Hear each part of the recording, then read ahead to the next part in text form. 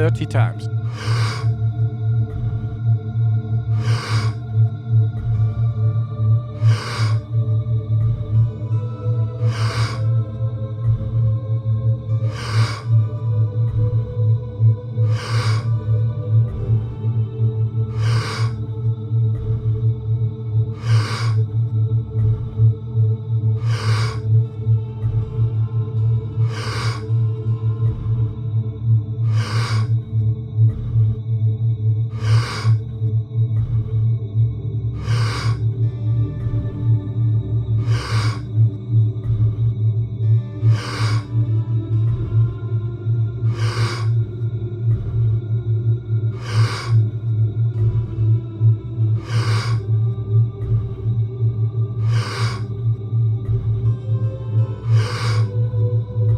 Ten times more.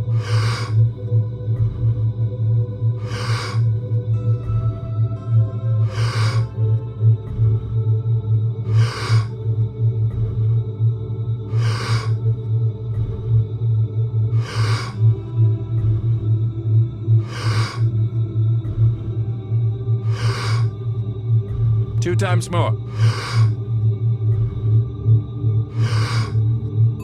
Letting go and stop. I don't want to highlight them too much because they are a very niche and specialized community, but you look at people in special operations, you look at the process, like the whole evaluation process of who gets in and who doesn't. It's really about putting people into stress and seeing who can not just make it through that stress, but buffer that stress. Reward the process through teamwork, reward the process of stress through some internal dialogue that has everything to do with not being back on your heels, not being flat-footed, but center of mass forward.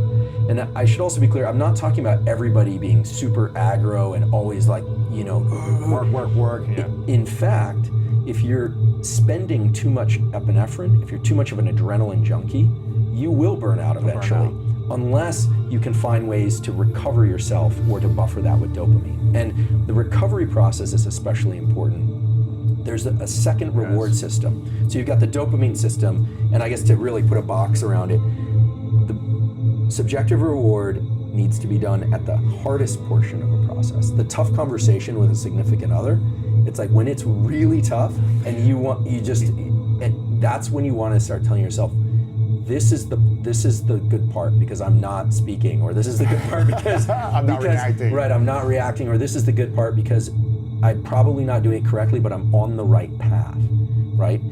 They're upset, they're not feeling your empathy, you know, this kind of thing, or you're not really understanding what's going on, you're getting frustrated. But if you tell yourself, this is the neural pathway getting ground in there, like really dialed in, so that the next time I'm gonna breeze right past this. That's really how the process works. Because remember, no one comes along and drips dopamine in your ear, even if you get $1 billion, or you win a Nobel Prize, or you win the presidency. It's all internal.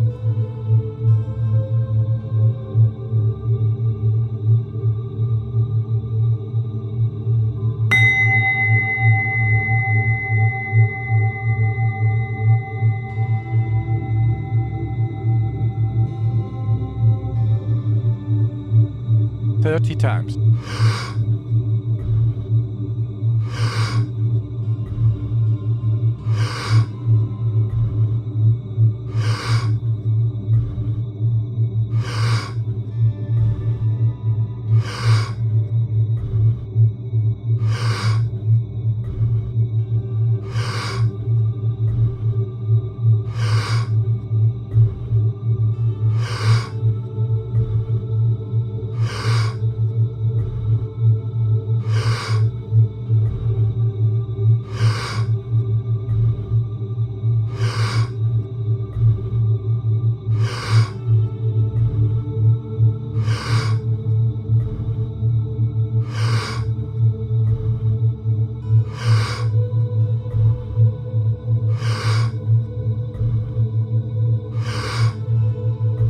Ten times more.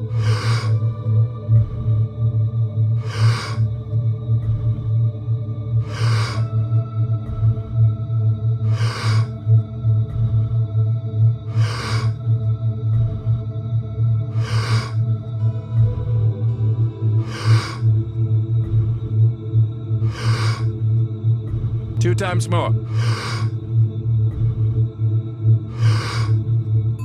letting go, and stop. These neurochemicals are all internal, and while some of them are designed to be released in response to things very reflexively, like food, sex, sleep, all these things will trigger these neurochemicals, we have this big forebrain which allows us to place subjective context on things. How do you do it then?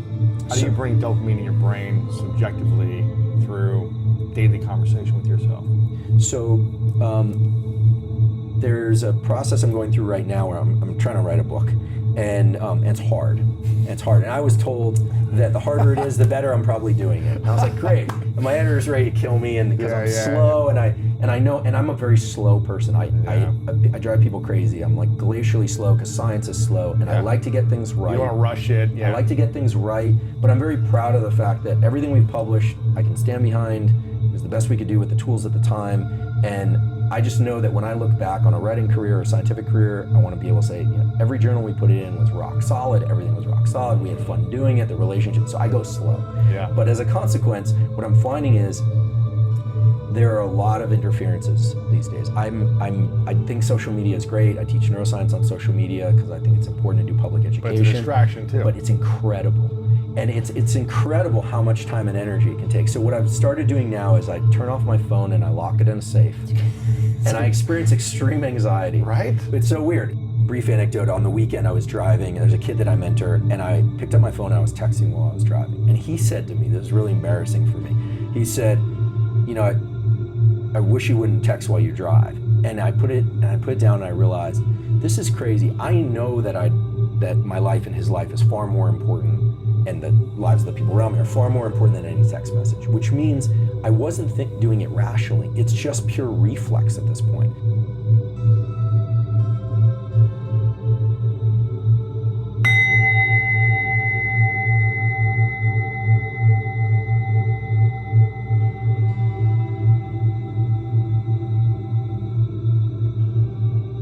Thirty times.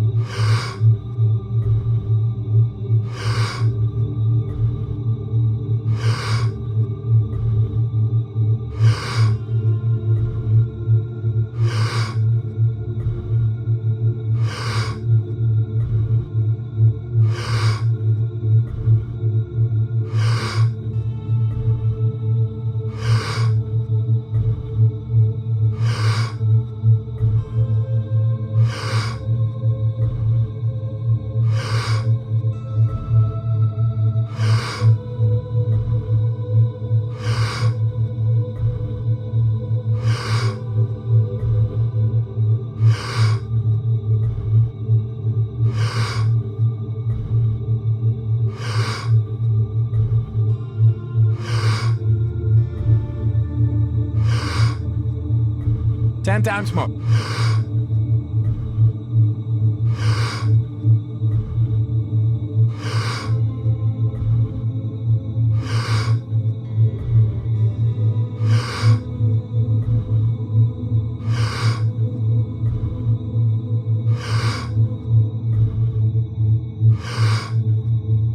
Two times more.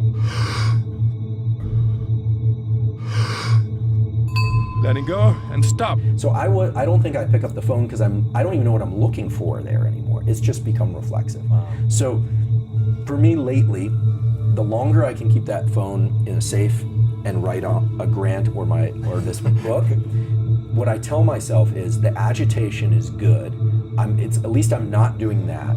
And then I find that as I start to write and I get into the process, I start feeling good about it, and I'll pause and say, okay, I have control. I have ultimate control over my behavior. I can put that thing away. There might be a nuclear war out there, and I'm just doing this anyway. I have control over my thoughts, my feelings, and behavior. So I tell myself that, and then I find I have immense energy, and all I want to do is write. And I kind of tunnel into the process. Wow. And I think that sometimes people need to write these things out for themselves so it's really concrete. I think some people are so unskilled at subjective rewards that writing it out is really powerful. So what would you write out for yourself as a subjective reward for this experience? As long as I'm writing, I'm on the right path. As long as I'm not writing, I'm looking at my phone, I'm not on the right path. Because for me, the two or three things that are most important for my career are writing grants, working on this book manuscript, and writing scientific manuscripts. I mean, there are other things as well. And anything else that you're not doing is holding you back from doing that. That's right. So you need to be focused, set our mouse forward on doing those things. That's right. So I don't do any jumping around, power poses, things like that. I will use tools to kind of ramp up my dopamine. There are certain songs that are really embedded in my emotional thing that go back to, when I was a, wild, skateboarding punk rock teenager that will get me fired up. And I think there's real utility. That's pure dopamine. That's just a dopamine. Moments, but it's not sustainable. You have to subjectively keep yourself motivated, I guess. Right? That's right.